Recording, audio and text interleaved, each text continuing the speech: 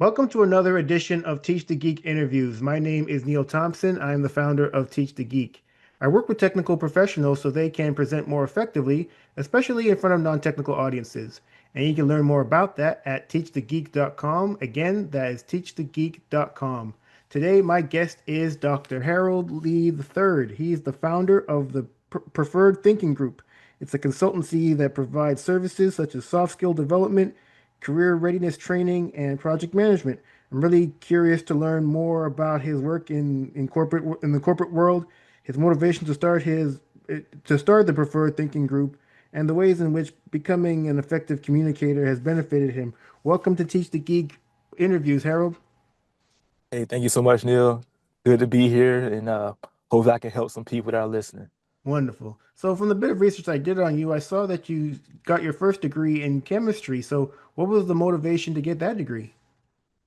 Yeah, it's a weird story. So back in high school, probably like the middle school time frame, I had a professor. Well, he ended up being a professor, but it was a new teacher in the school system. He got misplaced, so we had my science teacher in seventh grade had a PhD. So um, after his class, I wouldn't say skip class, but I would kind of skip my band class and stay in his classroom, and he would give us different projects that from NASA, things like that. Initially got interested. I was really good at like stoichiometry, so matching up chemical equations and such, and get to high school, kind of somewhat the same thing, a little bit more equations there, but I was really good at it. Memorize a periodic table. I thought that's what chemistry all was all about. And so I was like, hey, I want to do this. I'm good at it. And when I went to Old Dominion, and when you're a freshman, you get to see your entire curriculum over the 4 years. I'm like, oh, what's all these extra classes? I see calculus three in there. I see physics. What's all this? But that's kind of how I got into it. Just really had a love for stoichiometry and balancing equations. Wow. I'm glad there are people out there like you, Harold, that like that stoichiometry because I know when I was in school, I couldn't stand it. It's like these damn C's ain't adding up. I'm Yeah, man, tired yeah. of this. I got other things to do, damn it. That's wonderful. But then I saw you didn't stop there. You actually went on and got graduate degrees. So what was the motivation to go on and do graduate work? Yeah, so kind of in the undergrad, had a couple of teachers that I kind of, I would say kind of lean to. We all got those teachers that I feel like they see something in you, right? They kind of interact with you more than other professors. And it was my senior year, and they kind of asked, "Hey, Harold, what do you plan on doing after this?" And my overall goal was to commission as a Marine Corps officer because I was in the military. I was in the Marine Corps, so in my head, I'm like, no graduate school for me. I'm struggling with the classes we're taking now. And they were like, hey, we've been teaching for 20 years, so we know this stuff inside and out. You're a student, you're still learning. And they say, hey, we really think you should consider it. We see your work ethic, we see the passion you have. And one day a professor says, hey, a colleague of mine, his name's Dr. Sam Sun, he's coming to the school, he's giving a seminar. He teaches at Norfolk State University, which was down the street. You should come. And so Dr. Sun came. He started off talking about quantum mechanics. He's a physical chemist, so he's really big into all that. Um, I didn't understand any of that, of course. But what really stuck with me was he had a plastic car that he put on the table. And he shined a flashlight on it, and the car drove off the table. And I was like, okay, I like that. That's pretty cool. Organic electronics. At this time it's 2009. Like OLED wasn't really a big thing yet. Flexible electronics wasn't too big yet. Um, and so I just reached out to him and initially went as a master's student. Um, when that master's thesis kind of came and Dr. Sun said, "Hey, Harold, you're doing good. We have the funding. We have another 5 years of funding. You should stay. Your graduate school will be paid for, just like your master's. I can cover your PhD for the next 5 years." So I said, well, that's a no-brainer for me. Let's do it. Nice. So from you finishing your undergrad to then starting graduate school, how long were you in school? Yeah, so I initially started college in 2009, got my bachelor's in 2014, Then went on to the master's program in 2015 and received my PhD in 2017. Okay, so Oh, that's not that bad. 2018. Okay, that Yeah. ain't that bad. So from '09 to 18, that's 7 years, I guess. Okay, yeah, that's not too bad. Well, and you mentioned you were in the Marine Corps as well. Is this something that you were doing your graduate work while you were still in the Marine Corps, or were you able to do one and then transition to the other? Yeah, I actually got the Marine Corps about right in the beginning of my graduate work. So essentially after undergrad, I was still in. I was a reservist. Once I got promoted, they were like, "Hey, your high rank, your rank is too high for the positions we have at this unit." And then they were like, "You can relocate." And it was between Albany, Georgia, uh, and I believe somewhere in like the Midwest. And so at that time, between should I re-enlist, I got the offer letter from Norfolk State being admitted into the graduate program. And so like I could re-enlist, have to relocate, or I can go to the graduate program. It's paid for. The money wasn't too much for us, for the stipend portion, but I look at opportunities above all things. So I took that opportunity. Yep, sounds great. All right. So so you were in the Marine Corps for a bit, and then you did graduate school. You have these degrees now. You're doctorate now. So now Yeah. it's time to get into, well, what happens after graduate school? What kind of work did you get into? Yeah, so right after graduate school, I started a postdoc with the National Science Foundation, the CREST Postdoctoral Research Fellowship. So I was in that. I kind of used that period as a bridge. With most people, and I try to teach this to the younger generation. You know, if you anticipate the degree guaranteeing you a job, you are sadly mistaken. Um, I did not have a job lined up, which is why I put in that application because I knew I didn't have a job lined up after my dissertation defense. So the postdoc was kind of my fallback. But I also used the opportunity to continue networking. I had my own funding so I could go travel places, etc. So I did that for about 18 months. No, about 15 months. Had an opportunity to go to Sandia National Labs. Dr. Larico Treadwell, met him at a conference called Nobuche. He said, "Hey man, you should come out here, check it out." I'm from Virginia. I'm like, "Hey, I'm not going to Albuquerque, not going to New Mexico." But he brought me out. I loved it. I thought the lab was fantastic. The people were great.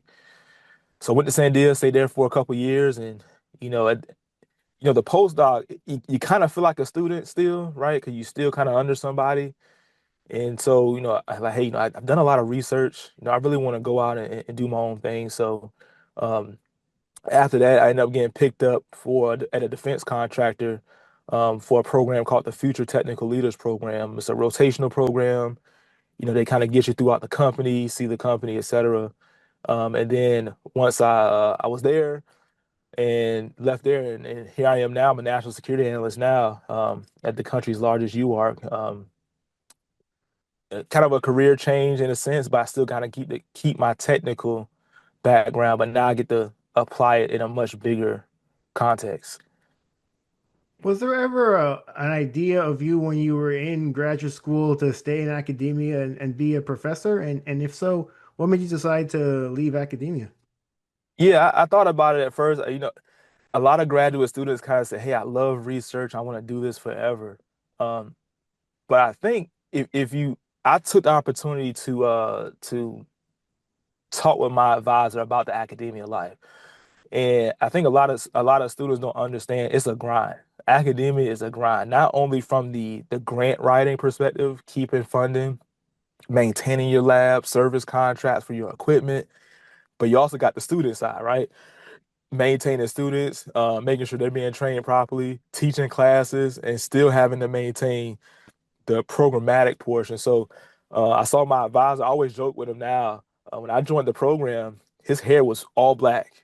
Probably like 2 years after I joined, his hair was all gray. And I'm like, I hope that wasn't me that did that. But I kind of saw the grind and I said, that's I don't think I like that. I don't not a big fan of the dying by the grant writing, and I didn't have the patience to teach some of the kids. When you're passionate about something and you got to teach someone else that isn't passionate, for me that can be frustrating. So I decided to take the jump. Got it. Yeah, I think another issue with that is that there are so many people graduating with PhDs, and there's also the postdocs like you. And even if all of them wanted to have academic careers, there's just not enough opportunities for all of them. So it's only a few of them that are going to get those opportunities, and for the rest of you all, well, you gotta find something else to do, right? Absolutely, yeah, and that's the grind. I think part of it is like yes, you have some graduates that just want to do academia. From what I experienced, I just didn't have the exposure. I didn't know what was out there. You hear of your prominent schools, you hear of some of the national labs, but you really don't understand the corporate side, the industry side, and the scale and the scope of what you can do. I was very, very passionate about the intelligence community. That's what I wanted to do. But I didn't know how does STEM even work in that type of community. And once I had that exposure, I said, hey, this is actually pretty cool. And I think if more people knew about it, they would pursue it. Got it. I mentioned in the intro that you founded the Preferred Thinking Group. So what is the Preferred Thinking Group, and what do people get out of it by being involved with it? Yeah, so it's a consulting company I started about 2 years ago. It was really a combination of some of my experience and what I'm seeing as a professional now, trying to mentor the next generation. So from my experience, um, what are the struggles that I had trying to find a job in myself, right? I had a PhD and didn't have a job lined up. I look at the shortfalls I had, the issues I had with networking that I didn't do. So I take those skills and I look at where I'm at now, where, I get to see people that interview, people that apply, young people that come in. I get to go to these conferences now and I see some of the deficiencies. So what I'm trying to do is help them understand the the severity of being a professional, right? I think some people, some of these kids now, they want to wear slides and they want to wear their hats. They don't want to dress well. It's like, oh, it's not that big of a deal. It's like, no, it's always a big deal. You're trying to convince someone to invest in you. So I want to help people invest in themselves, help them understand what networking truly is, right? It's not just meeting a lot of people, but it's about relationship building with people so they can, I call it influence. How can you influence people to make decisions in your favor, right? Teaching professionalism, how to present. Believe it or not, you probably experienced it. There's a lot of smart scientists and engineers, but some of them just they don't know how to communicate. And I heard this statement that knowledge changes your life, but communication of that knowledge changes other people's lives, right? So I've seen that. So I'm just trying to find a way to help people out and mentor people, get them to the places that they need to be or want to be. Show them steps. It's not going to come fast, but here's some people you can talk to mentor you along the way and get people connected. That's really great that you're taking that on, Harold, because you're absolutely right. There are a lot of technical people, scientists, engineers that yeah, they're very smart, went to really good schools, got these cool degrees, and you talk to them and you have no clue what they're talking about. And and if you're a decision maker listening to them and you're trying to understand what they're saying and you can't, and they're trying to convince you of something and you just can't understand what they're saying, well, the answer is likely going to be no to whatever they're proposing because you have no clue what they're talking about. And and you're part about working with people, younger people going into the workforce and wanting to wear slides. Good grief. It didn't even occur to me to put slides on. Hey, man, look, there's a conference out here called BEA, the Black Engineer of the Year Awards. You're probably familiar with. So Yeah, it's been in the area recently, yeah. And I go to the conference, and yeah, I'm there. I got some talks I'm going to meet with some people, but I'm observing it. I see young men that don't have the haircut. To me, that's a non-negotiable. You come into a conference to look for employment opportunity. You need to be 100%. There's nothing less. You need to be able to present your best self. And while it's unfortunate, but it's a competition, right? Even at the PhD level, but maybe 100,000 people are getting a PhD a year. I don't see 100,000 jobs, right? So helping people understand what value are you bringing to an organization, especially You're probably going to be asking for, let's say, let's be real, PhD level, you're going to ask for six figures probably. I hope so. I would. So, what value are you bringing to an institution or organization? And you got 100,000 other people with the same skill set you have. So that degree, you can't go into an interview and say, "Well, I have a PhD." Hey, that's so what? I got 30,000 people that got PhD in chemistry, but what makes you different? You know, um, so I'm trying to help them see that. Those days of when I grew up, it was just go to school, get a degree, you're gonna get a good job. Those days are over. A degree is not enough, not anymore. Yeah, yeah, you're absolutely right. And as I said, I'm really glad that there are people out there like you who are willing to tell people that, and hopefully the people that you come across, they're willing to listen and think, yeah, maybe I should put on some hard bottom shoes and get a lineup. Yeah, yeah. You got to come clean. Yeah, you got to come clean. When we see order, when we see precision, it's deeper than just your appearance. That's when you see someone that dresses well, takes care of themselves, it's deeper than just they look good. It's a bigger inflection of how they carry themselves. How do they care about their work? You know what I'm saying? So again, a little bit deeper than what most people see. Oh, 100%. And you're right about that. I mean, you get judged based on your look first.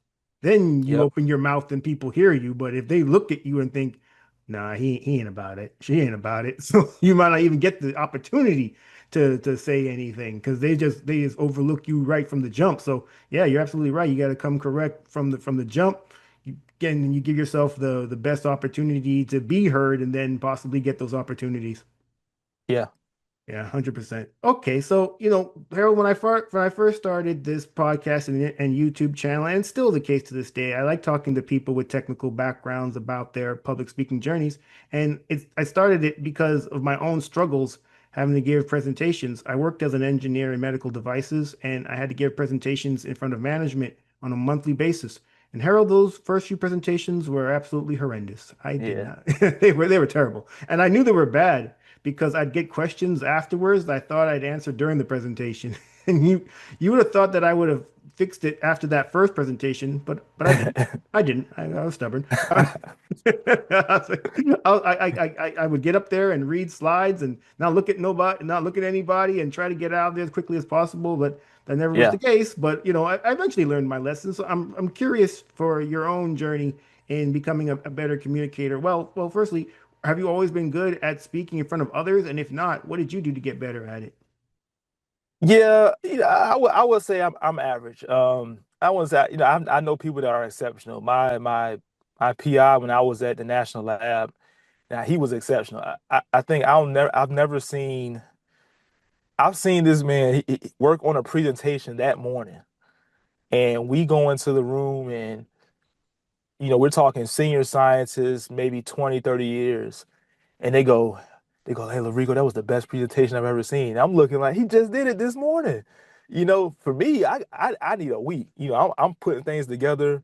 I'm going in the room ahead of time. I'm checking my slides. But I've been pretty average. Obviously, I started off being a scientist. A lot of my speaking in the beginning was just research stuff, right? Just whether it's like weekly lab updates, publications, conferences, etc.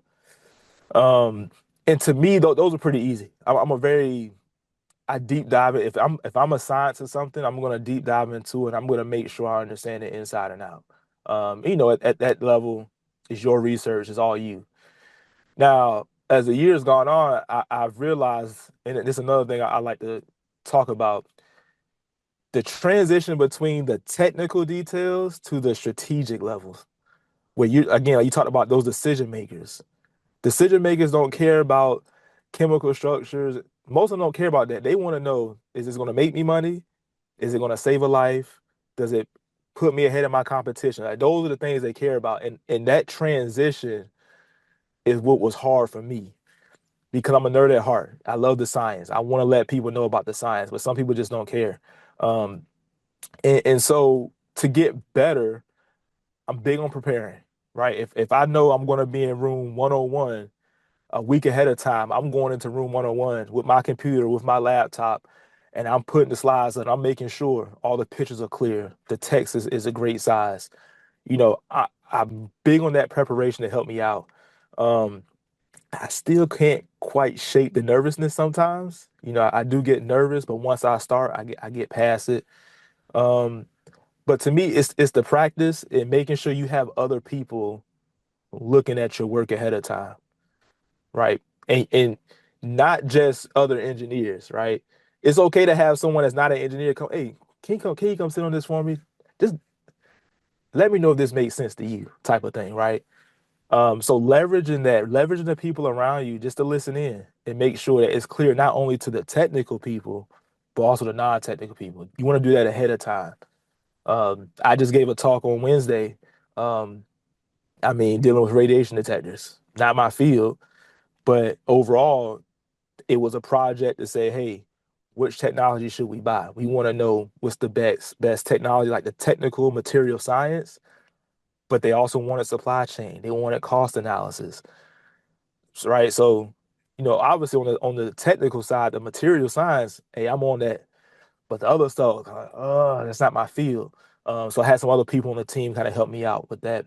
Um, but it's definitely a change up compared to what academia teaches you. Yeah, and kudos to you for seeking out the help for the other areas in which you weren't skilled in, because I think in a lot of instances, many might very well say, "Well, I know the technical details, and everything else. Well, go ask someone else to talk about that." But you took it upon yourself to take that initiative and seek out those experts to get help to be able to put on a presentation that was useful to the people that you were speaking to. Because I think you're right. In a lot of instances, especially if you're speaking to decision makers, they don't understand all the technical details, and they're not going to be judged based on the technical details either. They're going to be Right. judged on does this make us money? And how long is this project going to take? And how much resources are going to be needed for it? And those more high level type of areas that they have to be concerned with as the decision makers. And I think a lot of us technical people need to understand that not everyone's going to care about all the things that we care about. And it's that's when you think about it, that makes perfect sense because we don't care about everything that everyone else cares about. So why would we think Yeah. that everyone else would care about what we care about, man? It makes perfect sense in my mind, but a lot of times, I guess when we get in that area, we just in that frame, we just forget that and just think, well, this is technical stuff. It's important, and I know it, and you should know it too, right? No. Yeah. And I think, that you put it like that, it's like, yeah, we don't care about that until we got to convince someone to fund us, right? And that's what I didn't get that aspect when I was a postdoc. It was just do the research, don't worry about everything else. There were times where I would make samples and then they would just disappear. Like, hey, we're gonna test this, but don't worry about what happens afterwards, right? I just never saw the bigger picture. And it's intrinsic as engineers. Sometimes we don't see the bigger picture because we're working on the fine, minute things. But once you start, if you start want to start moving up within your company, you have to get further away from that. And you're gonna have to understand the bigger picture, the strategic level thinking of other people. Where I'm at now, I get to see that, but it was a hard transition, for sure. Some of the offices we deal with, never heard of. Multiple four-star generals. I've never seen a general. Even when I was in the military, I never saw a general. Right? Everything was just enlisted guy, clean this, go here, do that. So it's definitely a change, and I think that's what makes the engineer great because we know the technical, we can always learn the strategic stuff. But see, it's not always the other way around. People at that level could, unless they're going to go back to school, they're really not going to know the technical side. So the fact that we can learn both, I think is what makes us more valuable in workplaces. You're speaking my language, Harold. Whenever I give presentations, that's one of the things I talk about when it comes to technical people, especially when it comes to communicating, because we can become those people that can communicate the technical parts so that they're understandable to others. We just need to have the skills to be able to do it, as opposed to a non-technical person. You're asking them to speak about technical things. That's going to be really difficult because they don't have that background. They can speak really well, and they may be able to fool some people that don't have that background. But if you come across someone like you with a PhD and has that background, and you listen to them talk, and you think, well, they speak very well, but they obviously don't know what the hell they're talking about. Yeah, like the project I just presented on, for that sponsor, it's a program level sponsor, maybe GS 15, whatever. But they also have a nuclear physicist on the team. So I know he's gonna be in the rooms, right? So I already know, yeah, he when they come to that, the material science between radiation, I already know that's gonna be his thing. So I can speak to that if I need to. At the same time, I'm still speaking to the program people who are going to make the decision to say, hey, this is the system we're going to choose for the next 20 years. And so I have to be well versed, even though they know I'm an engineer at heart, a material scientist. I still got to speak to both. Yeah, absolutely. Okay, so for the people who are listening or watching our conversation, Harold, and they're technical people, they've now been convinced. This whole speaking in front of others, communicating more effectively, this is definitely something I want to get better at. What would you think would be the first thing that they should focus on to achieve that goal? Man, okay. I'll tell you one thing that I did. I would record myself give a talk, and I would go back and listen. I would listen where one issue I struggled with was I would speak too fast, right? But you don't really hear it until you listen to yourself. Like, okay, I'm speaking pretty fast. I'm not pronunciating words fully. I'm skipping points. I'm not finishing sentences. So just go back, listen to yourself. Listen to how you sound. Can you clearly understand what yourself, what you're saying yourself? So that's number one. Number two, whatever organization you're in right now, branch out to some other people. Branch out to whether it's your financial people or a program manager or director, right? Whether it's reaching out to them or if you can sit in on one of their meetings and kind of see what they talk about, see how they explain your work to other people. So now you can get a bigger picture of, okay, I know what I do, but how can I make it more impactful? I don't want to just present results and technical details. I want to present impact. It's you want to sell results, not the product. And I think if you can do that with your work, that's how you get people to make decisions. Whether it's if you're a professor, right? You're writing proposals to influence people to fund you. Yeah, you can go in there and say, yeah, I can do all this, but what's the impact? What's the result you're going to bring? It's going to be hard, but just step back. Just step back from the hands-on work and look where your stuff's going to be in the bigger picture. And I think when you see that, you understand that yes, I love this, I love the science, um, but this is not what people are paying for. They're not paying for the science; they're paying for the results. 100%. Absolutely, Harold. And a lot of us technical people, we need to understand that coming out of school. Perhaps we thought one way, but then when you get into the work environment and you're dealing with other people from outside your group and you're dealing with these decision makers, you're right. You are selling the results and not the product. And the quicker you understand that, the more influence you'll build up within your organization, and then the more opportunities tend to come your way. You won't be that disgruntled engineer or scientist who's sitting in their cubicle mad because they didn't get the opportunity they thought they deserved because someone else, well, they got the hint quicker. So Yeah, I fully agree with what you're talking about. Harold, this has been a great conversation. Thank you so much for being a guest. How can people get in touch with you? yeah. So my website, www dot thepreferredthinkinggroup.com is where I'm at. My email's up there. I'm also on LinkedIn. You can catch me up there. I have a company page and my personal page. It's just Harold Lee the Third. Reach out to me if you're a student. You can always reach out to me. I'm open to mentoring students, or at least placing them in the right places. If you want some speaking engagements, that's my company. I'm also serving as a director of speaking engagements for a company called E4 Power Inc. They do all things with grant writing and capacity building for nonprofits, faith-based organizations, academia, etc. And so if you want speaking engagements for students and professionals, you can reach out to me as well, and we can get that set up. Wonderful. Well, everyone, that marks the end of another edition of Teach the Geek interviews. My name is Neil Thompson. I'm the founder of Teach the Geek. I work with technical professionals so they can present more effectively, especially in front of non-technical audiences. And you can learn more about that at teachthegeek.com. Again, That's teachthegeek.com. Until next time, take care and stay safe. Thanks, Harold. All right, thank you, Nick. You have a good one.